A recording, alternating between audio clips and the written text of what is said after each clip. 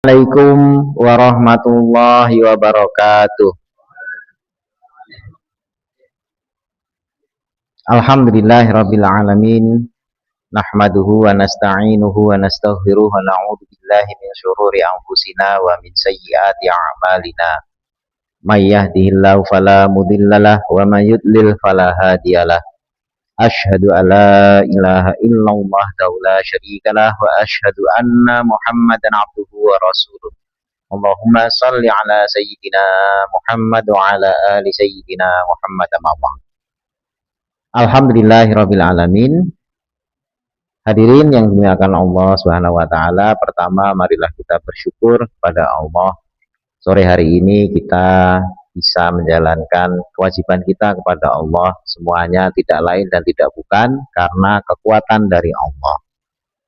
Dan bukan murni kekuatan kita, karena la haula wala quwata illa billah. Tidak ada daya upaya kita mengerjakan apapun di muka bumi ini, termasuk menjalani kewajiban, ya kecuali semua daya upaya tadi berasal dari Allah Subhanahu wa taala.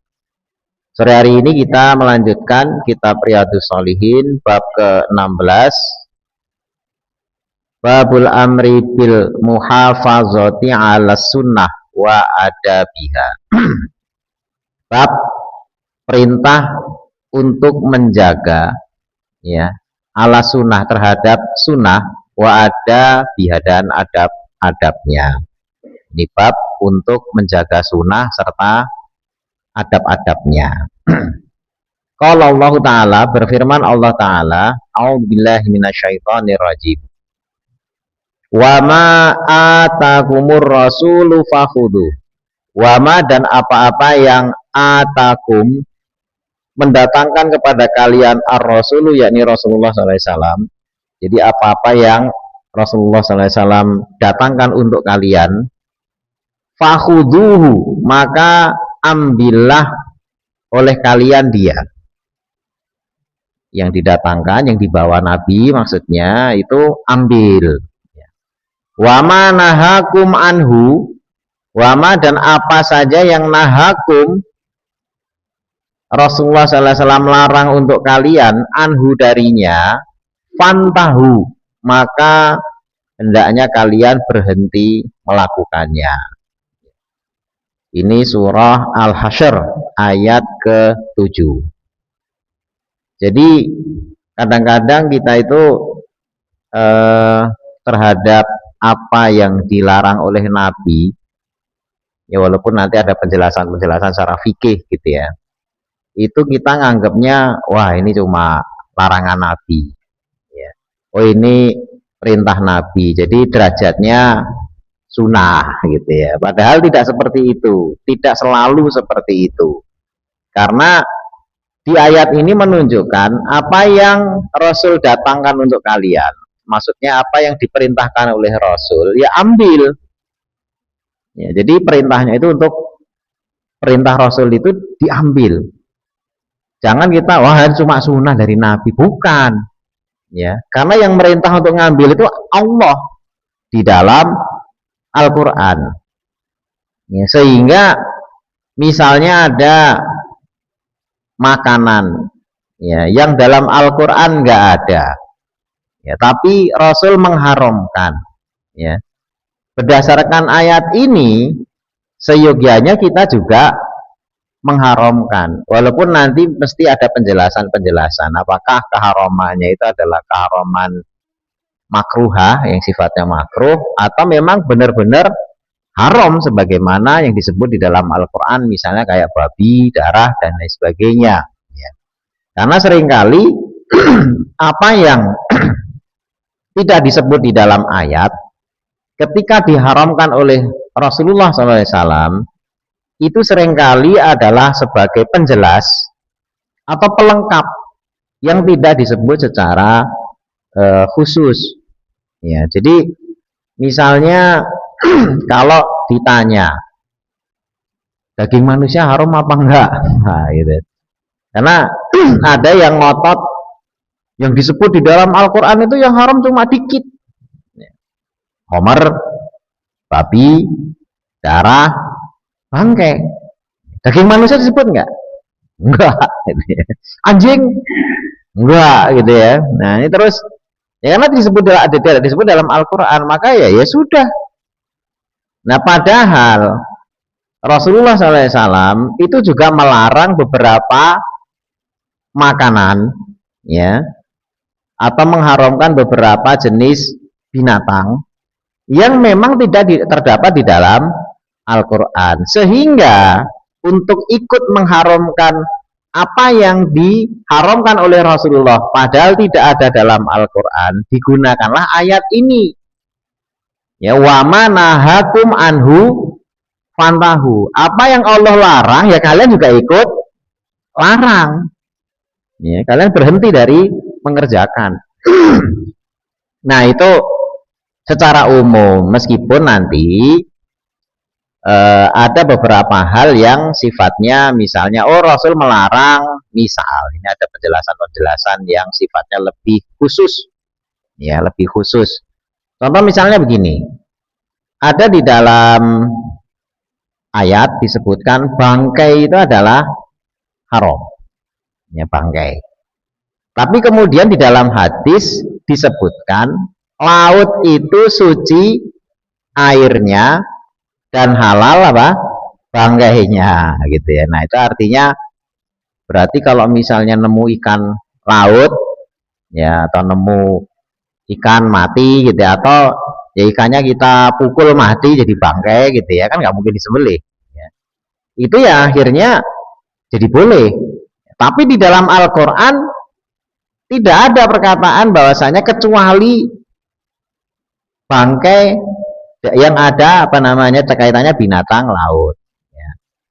Atau seperti misalnya Rasul semua bangkai itu haram kecuali pertama dari laut, yang kedua belalang, ya. Belalang itu nanti kalau kemarin kita sudah pelajari juga ya di dalam kitab Bulughul Maram. Belalang itu halal apa haram? Ya, ya, belakangnya lalang haram ini. Belalang itu halal.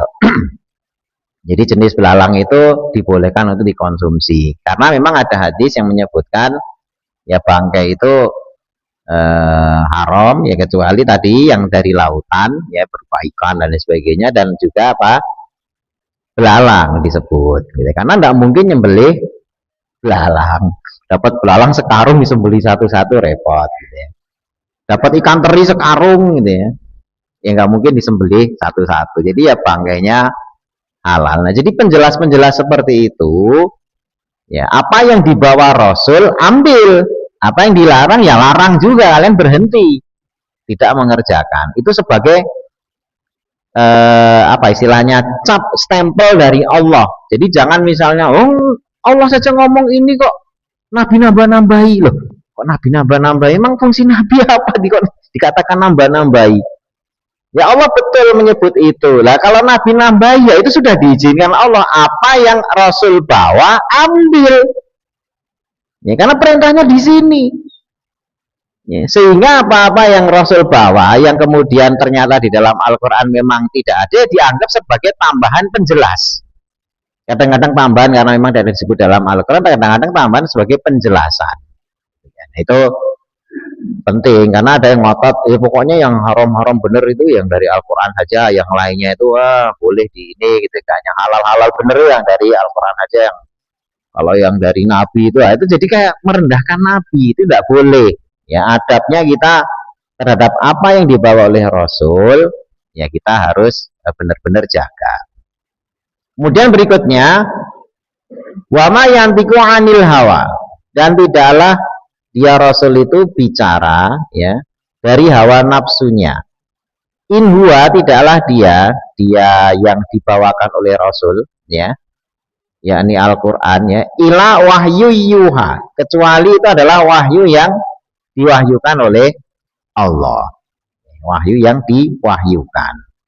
Ini surat An-Najm. Ini kemarin keterangannya sudah kita bahas gitu ya, bahwasanya Al-Quran itu yang diucapkan oleh Rasul itu bukan perkataan Nabi, ya. Makanya Nabi itu ketika ngumpul sama sahabat awal ketika sampaikan ayat, Nabi itu tidak suka ketika beliau jelaskan itu ada yang nyatet tuh nggak suka.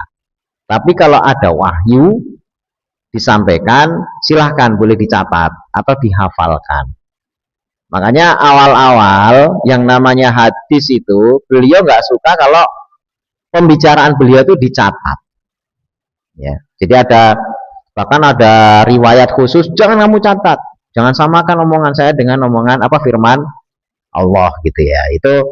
Tapi itu sifatnya karena Rasul khawatir, ya khawatir para sahabat tuh mencampur adukkan antara wahyu yang benar-benar bahkan sampai kalimatnya, titik komanya, dengan perkataannya itu tidak boleh meleset sedikit pun, ya, dengan perkataan yang sifatnya dari Rasulullah SAW itu nggak boleh campur. Makanya kalau wahyu catat nggak apa-apa, tapi kalau hadis pada satu waktu gitu ya, Nabi itu melarang jangan dicatat dulu, takutnya campur aduk. Tapi ketika sudah berjalan lama, para sahabat itu sudah paham maksud kenapa itu tidak dicatat, kenapa boleh mencatat, itu akhirnya ada yang ketika hadis itu diajarkan, terutama para sahabat yang belajar dari istri beliau, yakni Aisyah radhiyallahu anha. Jadi Aisyah radhiyallahu anha itu gurunya para sahabat. Karena banyak hadis yang riwayatnya hanya diketahui oleh Aisyah radhiyallahu anha, lah kan serumah. Ya, apa yang dijadikan pembicaraan, larangan, perintah dan sebagainya hanya Aisyah radhiyallahu anha yang tahu. Sehingga para sahabat itu dulu ngaji kepada Aisyah radhiyallahu anha. Oh, jadi berarti guru perempuan itu boleh. Siapa yang larang? Ya. Jadi murid laki-laki berguru pada perempuan bolehlah, sahabat juga berguru kepada Aisyah radhiyallahu anha. Hanya tentu saja ada adabnya gitu ya, jika terus di panggung, wah tampil dandan, enggak. Dulu sahabat itu berguru kepada Aisyah radhiyallahu anha. Jadi kalau nanti ada hadis-hadis an Aisyah radhiyallahu anha, anin Nabi SAW misalnya, itu Aisyah radhiyallahu anha ini menceritakan kepada si fulan, ini mungkin ada sahabat yang lain atau kepada tabiin yang berguru kepada Aisyah. Tapi ini cerita lagi, ini sanadnya sampai kepada Imam Bukhari, kepada Imam Muslim. Ya. Jadi itu penyampaian hadisnya itu dengan berguru. Makanya berguru kepada perempuan boleh, boleh. Jadi jangan anak kita, wah gurunya perempuan nggak boleh. Siapa bilang nggak boleh berguru kepada perempuan? Ya nggak ada masalah. Hanya nanti ada adabnya. Nah, sehingga ketika dulu para sahabat itu belajar dan juga para tabiin itu belajar hadis, mereka mencatat. Ya, mereka mencatat. Walaupun ada juga sebagian para perawi itu tidak mencatat, tapi menghafal. Ya, menghafal. Sehingga para rawi itu ada yang terkenal dengan catatan-catatan hadisnya, tapi ada juga yang terkenal dengan hafalan hadisnya. Itu perkembangan selanjutnya. Tapi awal-awal ketika Nabi itu proses wahyu masih turun, pernah melarang sahabat itu kalau Nabi sedang bersabda, ya sedang ngajar, kalau ucapan pribadi beliau untuk tidak dicatat, takut nanti dikira campur aduk dengan dengan wahyu. Nah, makanya di sini wa may yantiqu anil hawa in huwa ila wahyu yuha. Kalau dari wahyu, yaitu bukan dari hawa nafsu, yaitu semuanya dari Allah. Dan Rasul itu juga tidak pernah ngomong kok dari hawa nafsu, itu tidak pernah. Ya, perintah dan larangannya semuanya adalah wahyu. Ya, walaupun pada beberapa kesempatan beliau ya bersikap sebagaimana manusia biasa.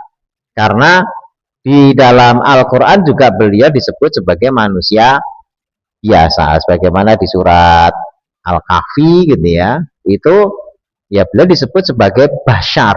Ya, bashar itu manusia, ya. Tapi yuha ilaiha, jadi yuha diwahyukan kepadaku.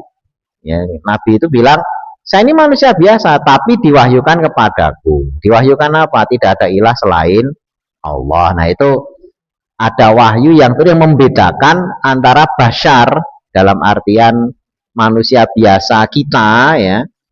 Beliau itu kata bashar itu untuk menunjukkan ya ada daging, ya ada jasad, ada ruh, ya, seperti manusia biasa. Gitu ya. Hanya bedanya beliau menerima wahyu sehingga beliau terjaga atau maksum. Nah, sehingga dari situ kita ada adab-adab. Nah, tentang adab, adab ini seringkali ada yang wujudnya wajib, ya, ada yang wujudnya sunnah, ada yang wujudnya disukai. Ya, disukai itu lebih disukai untuk ini itu, walaupun derajatnya apa namanya tidak sampai kepada ini sunnah ini, tapi disukai. Ya. Atau mustahab seringkali disebut gitu, mustahab. Ya. Nah, adab-adab itu seringkali juga berkaitan dengan lokal. Ya, lokal itu ada adab-adab yang disebut sopan santun terkait dengan kesukuan. Nah, itu juga selama tidak menyalahi syariat, itu juga harus dihormati. Contoh misalnya orang Arab. Ya, di Arab tidak ada yang namanya kalau lebih tua itu Mas, Kak, atau mungkin apa namanya ya, Bang misalnya itu kan, ya pokoknya nama nyebut nama aja gitu ya. Abu Hurairah gitu kan, ini nggak ada Pak Abu Hurairah, Paman, Tante, nggak ada, pokoknya langsung nama gitu kan. Ya itu memang adab-adabnya begitu. Bahkan kalau lagi menghormati, sebagaimana Nabi ketika berhadapan dengan orang musyrik ketika mau perjanjian Hudaibiyah, ya orang musyrik ini menghormati Nabi. Ketika ngobrol, bentuk penghormatannya apa coba? Ini adab orang Arab ya. Jenggotnya dilus-lus. Nah, itu ada batasan ini, terus jenggotnya dilus-lus. Itu bentuk adab penghormatan. Nah, tapi kalau orang kita ngobrol, siang gua tahu-tahu jenggotnya ini tempeleng, kurang ajar. Jenggot orang main ngelus-elus saja. Kalau orang Arab enggak, waktu itu ya di riwayat perjanjian Nabi itu jenggot Nabi itu dielus. Ya, itu bentuk adab gitu ya. Nah, hal-hal seperti itu beda-beda masing-masing tempat. Yang ngelus kepala, ngelus pundak, ngelus apa itu masing-masing tempat kadang-kadang punya makna yang berbeda-beda. Nah, itu tentu saja dikaitkan dengan adab itu beda-beda juga. Tetapi ada adab-adab yang merupakan batas wajib gitu ya. Seperti tadi pagi tadi bahas tentang sholat, ya jangan tertutup, jangan terbuka auratnya. Ya, adab batas aurat itu sekian sampai sekian. Nah, itu dihormati.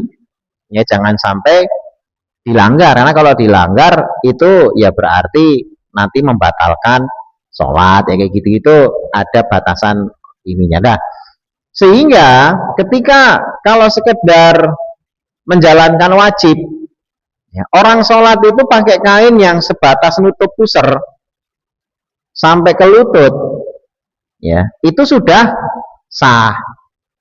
Ya sudah sah. Ini keluar deh, sininya kebuka, cuma pakai sarung, pusarnya ketutup sampai lutut, bisa sah saja.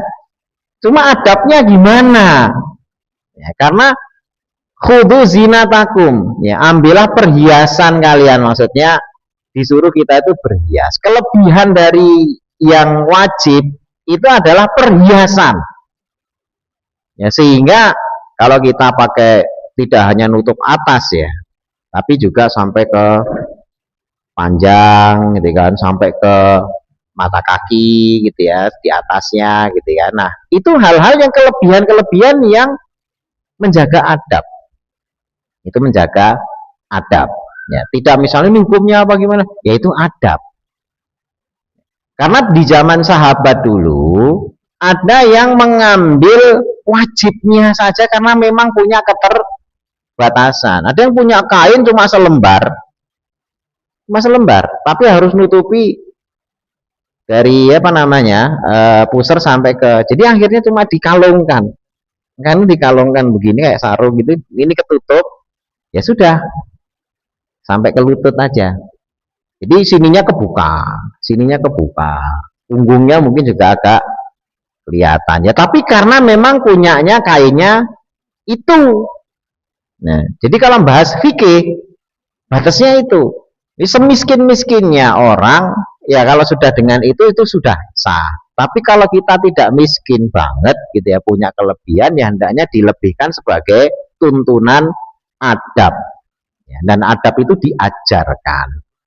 Seperti misalnya ini, anak-anak ya mas sebagai manusia gitu kan, itu yang namanya pakai baju ya, anak-anak itu kalau tidak diajari dari sejak kecil menutup aurat, maka keluar rumah tidak pakai celana itu nggak malu ya. Jadi dari rumah nih keluar maluannya kelihatan, apakah malu? Ya enggak, dikejar-kejar ibunya mandi dulu gitu, lari gitu ya. Tapi dengan adanya sistem sosial ya, masyarakat itu membentuk pressure ya, saya sempat ngobrol bareng di depan masjid tentang pressure sosial, social pressure, tekanan masyarakat, di mana ketika ada anak kecil nggak pakai celana lari-lari, itu tuh panggilnya malu nggak pakai, malu pakai celana dulu, hampir semuanya ngomong begitu. Malah mulailah anak kecil itu tertanam ya, jadi kalau lari-lari nggak pakai celana kelihatan apa kemaluannya, itu semuanya ngomong kok ini malu.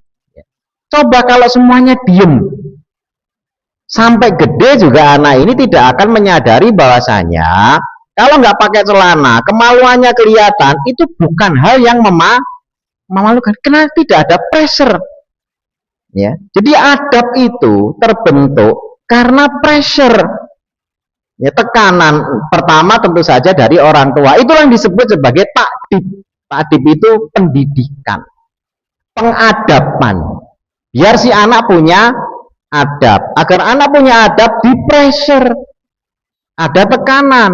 Ini loh kalau kamu nggak ini nanti, karena tanpa ada tekanan si anak tidak akan punya rasa malu. Dan saya yakin orang tua juga semuanya punya sense ya, jadi rasa apa namanya, kalau anaknya tiba-tiba lari gitu ya keluar, nggak pakai celana, mesti orang tuanya juga pressure-nya ketat, pulang mesti diomelin, kamu mau pakai celana malu, dilihatin orang tuh malu tuh. Nah, orang tuanya gitu, yang lainnya juga bilang malu, akhirnya si anak ngeh, oh kalau nggak pakai celana itu malu. Dan itu semuanya, dan itu ditanamkan ya, itu ditanamkan. Misalnya ada anak lari-lari di atas meja ya, itu kalau orang tuanya tidak negur, si anak juga tidak akan pernah tahu bahwasanya lari di atas meja itu tidak sopan ya, karena dia lah nggak ada yang negur, oh ya udah lari gitu ya, sampai nanti orang lain yang negur. Nah, cuma masalahnya kalau orang lain duluan yang negur, biasanya orang tuanya yang tersinggung. Ya, kenapa? Karena merasa, situ siapa? Saya orang tuanya aja nggak pernah negur gitu ya. Jadi apa namanya? Padahal itu adab. Adab yang mana kita tidak bisa berharap si anak itu akan paham sendiri kecuali ada pressure. Termasuk pakai celana tadi itu. Cuma masalahnya kalau pakai celana semua sepakat bahwasanya tidak pakai celana itu malu. Tapi coba kita agak naik sedikit, nggak sholat. Berapa banyak orang tua yang ketika anaknya tidak sholat itu dianggap tidak memalukan. Coba kalau orang tua itu merasa anaknya tidak sholat itu sememalukan ketika anaknya tidak pakai celana. Wah, itu mesti anak itu kalau sampai nggak sholat ke masjid malu banget, seakan-akan dia tidak pakai celana. Udah sholat isya belum tadi, udah sholat maghrib belum, iya malu. Bahkan kalau ini tadi kok nggak diajak sholat, nangis ya, kelewat sholat tuh nangis. Itu ditanamkan bukan muncul sendiri sebagaimana tadi anak malu ketika tidak pakai. Setelah itu ditanamkan, ya. Dan kita seringkali lupa, kita hanya ingat bahwasanya anak itu perlu malu kalau tidak pakai celana. Itu adab paling dasar. Tetapi ya, justru seperti adab-adab ke masjid, sholat berjamaah, gitu ya, menjaga ketertiban sholat, ya, kemudian tenang ketika sholat, kemudian ya semua adab-adab yang lainnya, itu seringkali kita lupa untuk menanamkan. Padahal itu sepenting ketika anak kita tidak pakai celana tadi itu. Nah, itu hal-hal yang harusnya menjadi konsen kita, bahwasanya itu penanaman, bukan muncul tiba. Saya sering bilang di sini, anak kita tidak seperti lebah yang didiamkan saja sama nyak babinya lebah, itu bisa langsung bikin rumah yang segi berapa itu? 8 ya. Ya, segi 8 itu presisi itu. Apakah anaknya dileskan sama nyak babinya si lebah? Kan enggak. Tapi bisa sendiri. Ya karena itu disebut sebagai insting. Dia bisa karena memang ya insting. Nah, anak kita itu enggak seperti itu. Dia malu enggak pakai celana itu karena ada pressure, dan kita ya membantu pressure itu. Coba kalau masyarakat ada anak pecicilan di luar misalnya pas sholat, terus semuanya punya pressure. Kamu kok nggak sholat? Ini kan azan. Ya, dan itu semua orang. Itu tidak akan ada anak-anak kecil yang di luar sana itu ketika azan kelayapan. Sama halnya tidak ada anak-anak SD, SMP di luar sana keliaran nggak pakai celana. Kenapa nggak ada anak-anak SD keliaran nggak pakai celana? Karena mereka paham, difahamkan oleh lingkungan, difahamkan oleh orang tuanya. Kalau nggak pakai celana itu malu. Tapi kita ini kadang-kadang gagal. Kita nih sholat maghrib nih, banyak anak-anak muslim di sana itu habis poli, malah diem saja. Sholat pun enggak. Ke masjid iya, minum doang, sama kencingin kamar mandi kita. Ya. Tapi sholat nggak tergerak karena tidak ada pressure, orang tuanya juga tidak mempressure, ya jamaah masjid juga tidak ada, ayo kita selesai sebelum ini sholat yuk, gitu. Nah, itu kita lupa sebenarnya, gitu. Nah, itulah adab, ya itulah adab. Jadi PR semuanya, gitu. Ini PR semuanya, bukan menyalahkan 1-2 orang, ini salah kita semuanya, gitu kan. Kalau kita menanamkan itu dari sekarang, maka adab-adab ini akan ada pada anak-anak kita, generasi muda kita, dan juga kepada kita semuanya. Berikutnya, ayat yang berikutnya, qala Allah Ta'ala, berfirman Allah Ta'ala, Qul, katakanlah wahai Muhammad, in kuntum, jika adalah kalian tuhibbunallah, kalian mencintai Allah, fattabi'uni, maka ikutilah kalian aku. Jadi tanda cinta kepada Allah itu adalah mengikuti aku. Aku di sini adalah nabi. Yuhibbukumullah, ya. Allah akan mencintai kalian, wa yaghfir lakum, dan dia Allah akan mengampuni untuk kalian dzunubakum, dosa-dosa kalian. Ini surat yang mana nih? Surat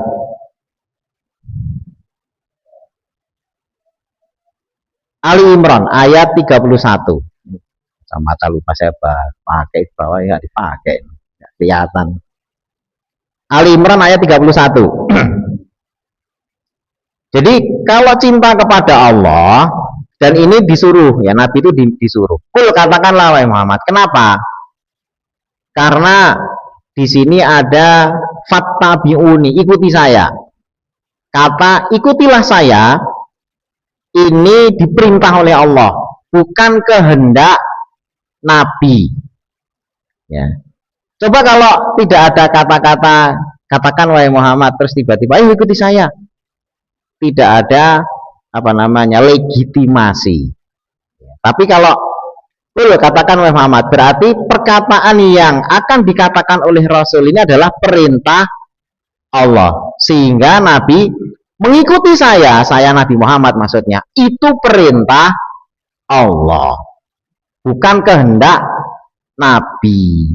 Karena kalau tidak ada kata kul fatabiuni, itu kata siapa yang nyuruh gitu ya. Tapi kalau kul katakanlah wahai Muhammad gitu kan, nah ini berarti dari Allah. In kuntum tuhibbun Allah, kalau cinta Allah ikuti saya Nabi ya.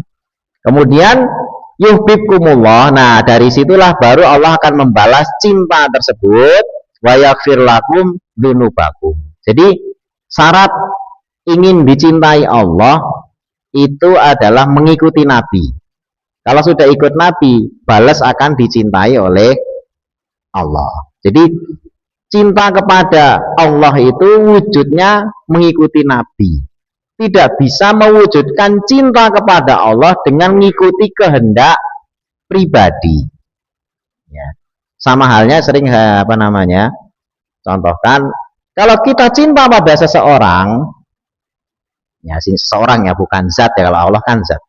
Kalau cinta pada seseorang, maka dia akan memenuhi keinginan orang yang dicintainya. Senengannya apa gitu kan. Si fulanah misalnya, laki-laki mencintai si fulanah. Nah si fulan, si laki-lakinya itu kebetulan senengnya bakso. Si perempuannya fulanah senengannya semur jengkol misalnya. Nah kalau si fulan cinta fulanah, kira-kira kalau ngasih hidangan makanan, ngasih bakso apa semur jengkol? Ya, semur jengkol. Kenapa? Karena itu yang disukai oleh fulana. Tapi kalau datang, ini bukti cinta saya, tak kasih bakso, ya, itu yang perempuan makan aja sendiri situ, yang seneng bakso kan situ gitu. Nah sama mencintai Allah ya, itu harus tahu apa yang dicintai Allah. Yang dicintai Allah itu adalah kita mengikuti Nabi. Sehingga kalau kita ikut Nabi, maka Allah akan cinta kita. Gitu. Jadi bukan saya mendekat pada Allah apa ya, terus nyari ilham sendiri, wah itu ngaco. Ya jangan usah nyari ilham. Karena Allah sudah ngasih wahyu, bukan kepada kita, tapi kepada Nabi. Ini loh caranya. Pengen dicintai Allah kan? Nih Allah tuh suka begini, Allah suka begini, Allah suka begini. Nah, ikuti saja apa yang sudah dipesankan Allah kepada Nabi. Ya tadi.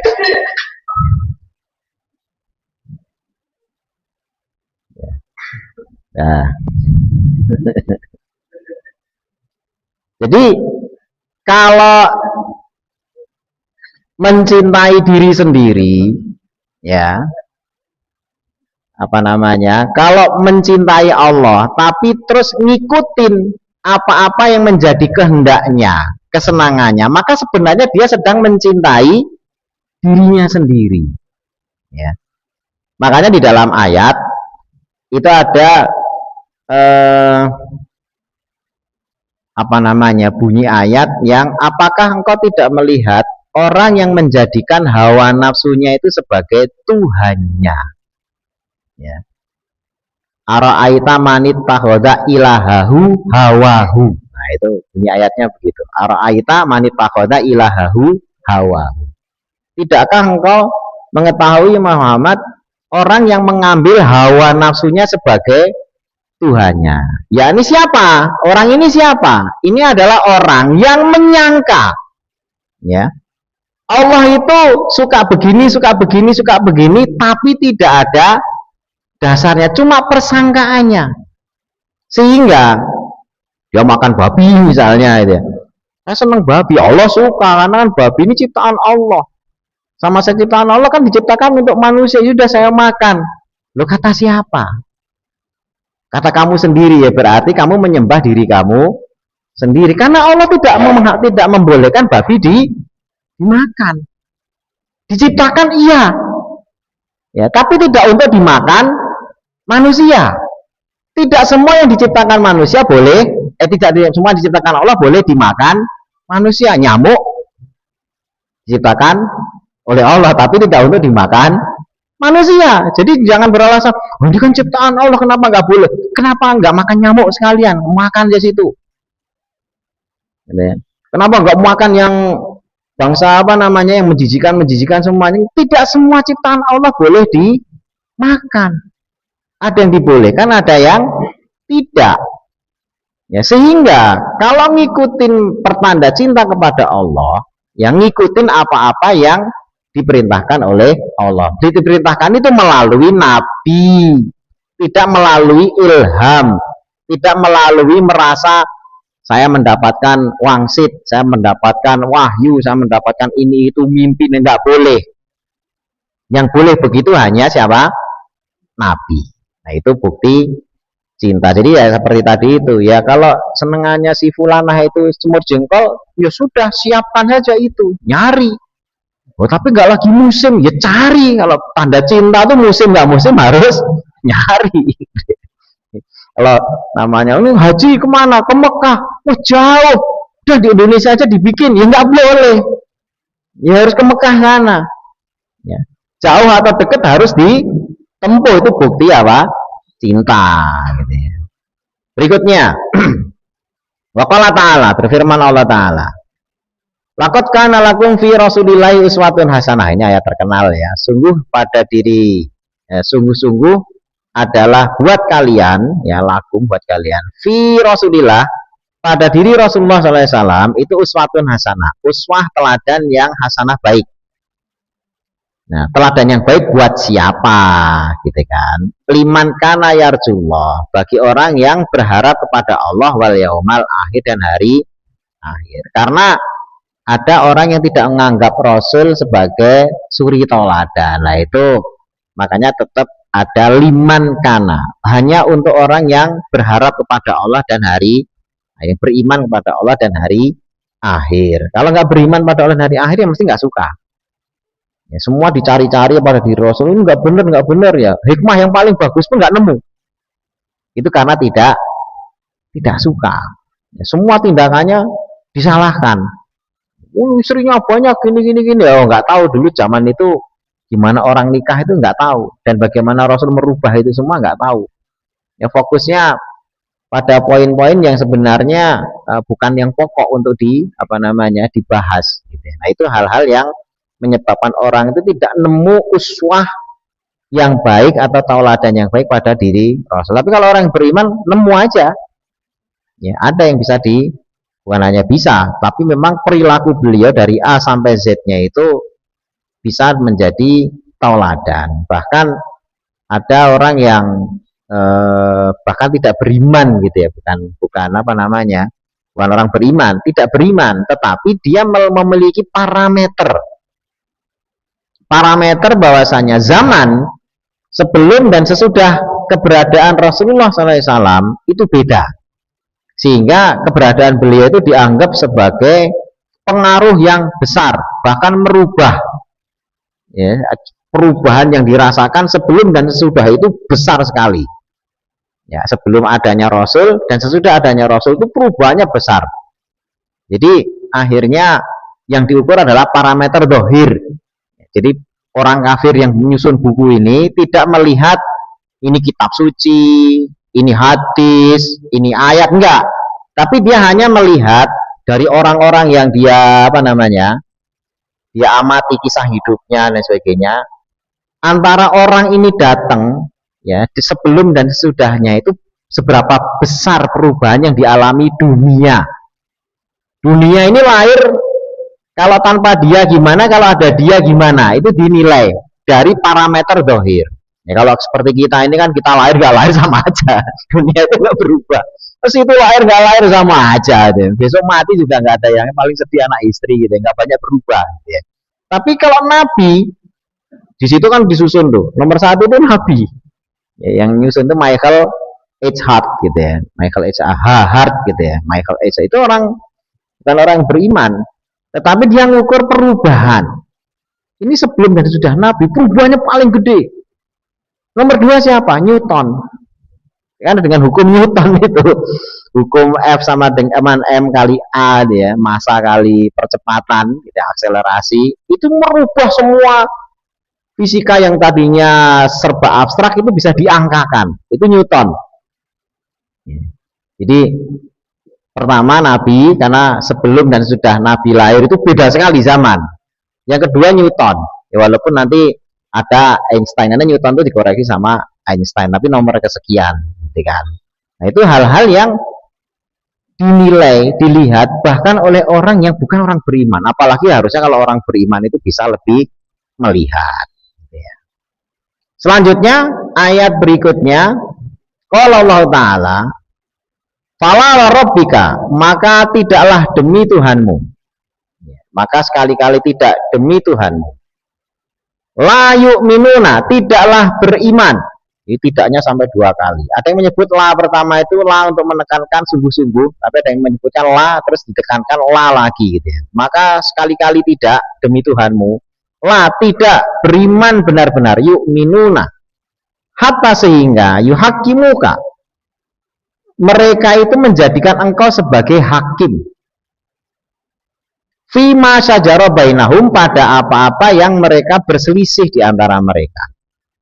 Summa kemudian, la tidaklah yajidu, mereka mendapati fi anfusihim harajan, pada diri mereka itu harajan. Harajan itu keberatan. Di syarat iman itu menjadikan Nabi sebagai hakim. Terus dengan keputusan Nabi itu tidak boleh ada keberatan. Mimma, dari apa yang qadaita, engkau putuskan, wa yusallimu, dan mereka berserah diri, taslima, dengan sebenar-benar penyerahan diri. Ini surat An-Nisa. Ya, surat An-Nisa ayat apa namanya 20 60 ya, 60 65. Ya, jadi ini asbabun nuzulnya gini. Ini sudah Isa ya? Belum ya? Kita lagi ya. Ya. Jadi di zaman Nabi itu ada sahabat bertengkar masalah air. Ada yang di atas, ada yang di bawah. Air itu kan dari atas ke bawah. Nah, terus ribut. Oh, ini enggak saya dulu, ini dulu, ini. Wah, pengennya yang bawah dulu. Ya sudah, Nabi akhirnya gini aja. Atas, nanti nggak usah sampai penuh, baru kemudian bawah. Tadinya kan pengennya atas penuh, bawah, tapi Nabi kemudian menengahi, gini aja, atas, nanti nggak usah sampai penuh banget, baru kemudian bawah juga dapat. Yang bawah ini ngamuk-ngamuk, wah mentang-mentang gini, wah turun ayat ini. Ya, jadi turun ayat ini itu maksudnya gini, kalau ada perselisihan, mereka harus menyelesaikan perselisihan itu kepada Nabi, artinya kepada syariat. Ya. Hanya boleh kepada syariat. Kemudian syariat bilang apa, jangan ada rasa yang tidak ada yang rasa dongkol, itu nggak boleh. Ya, sehingga ketika ayat ini turun, jadi itu sebenarnya gini. Tadinya Nabi itu bilang, udah dari atas. Ya, nanti ya sekiranya udah dapat baru yang bawah. Ngomel, akhirnya Nabi bilang ini, udah atas dulu, penuhi baru bawah. Butuh sih gitu sama Nabi. Penuhi dulu baru bawah. Mau dongkol silahkan gitu kan. Terus turun ayat ini. Ya, jadi kalau dengan keputusan Nabi, jangan ada lagi rasa dongkol. Sudah diputusi ya sudah. Sehingga kadang-kadang kan orang gini. Ada orang terima warisan.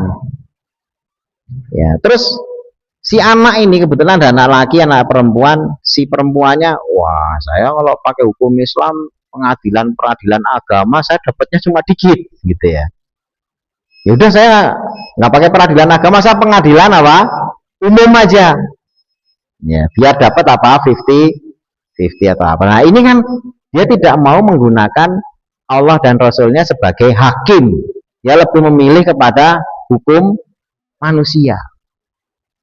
Nah, kalau misalnya dia ya sudah saya pakai peradilan agama, terus diputusi ya sudah terima. Gitu. Cuma kan sekarang ini orang seenaknya ada masalah apa? Syariat bilang apa gini? Wah, rugi saya.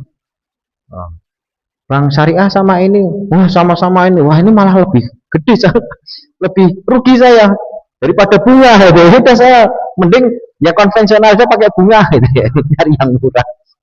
Nah, itu kan kita gitu kan, diatur syariat nggak mau. Nah, karena kita nganggap syar'i dan tidak syar'i itu potongannya lebih gede mana. Ketika potongannya lebih gede yang tidak syar'i, nilai tidak syar'i. Padahal syar'i dan tidak syar'i itu bukan masalah potongan. Syar'i dan tidak syar'i itu masalah akad. Ya, hukum syariat itu kenapa ada syariah? Itu karena yang diatur akadnya. Masalah kemudian lo kok potongannya lebih gede, ya udah saya yang konvensional aja. Nggak terima, gitu loh. Diakati pakai yang syar'i itu merasa rugi. Nah, kita kalau orang beriman, makanya di sini Allah itu sampai bersumpah. Sekali-kali tidak, demi Allah, sekali-kali tidak beriman. Orang yang tidak mau menjadikan Allah dan Rasulnya, di sini Rasul ya, karena yang menetapkan Rasul sebagai hakim. Kemudian tetap sudah jadikan Rasul sebagai hakim, kok masih gerindel, itu nggak boleh. Ya sudah terima, dan itu baru dianggap sebagai orang apa? Beriman. Demikian, mudah-mudahan bermanfaat sore hari ini. Saya mohon maaf kalau ada salah kata. Kita tutup dalam forum majelis. Subhanakallahumma bihamdika asyhadu alla ilaha illa anta astaghfiruka. Assalamualaikum warahmatullahi wabarakatuh.